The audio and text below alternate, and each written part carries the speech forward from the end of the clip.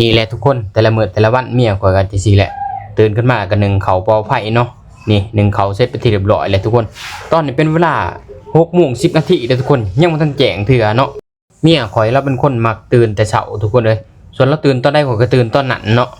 ตัดมาฮอดพี่กับพี่แล้วทุกคนเอ้ยข่อยก็อาบน้ำอาบท่าเรียบร้อยแล้วเนาะกาเกียมไปเฮ็ดเวียกเฮ็ดงานแหละส่วนเมียข่อยก็เติมแต่งจักหน่อยหนึ่งเนาะตามภาษาของผู้หญิงนั่นแหละทุกคนเอ้ยต้องมักสวยมักงามเนาะถึงว่าสิไปเฮ็ดเวียกเฮ็ดงานก็แต่งเติมหน่อยหนึ่งเนาะส่วนข่อยนี่บ่ได้แต่งบ่ได้หยังดอกทุกคนเอ้ยจับหวีมาหวีผมบับๆหน่อยหนึงกัน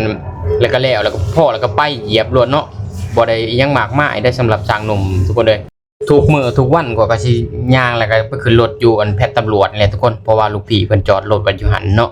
เฮาก็ย่างจากห้องเฮาไปหาแพทย์ตำรวจนี่ก็บ่ไกลดอกทุกคน500 เมตรเนาะ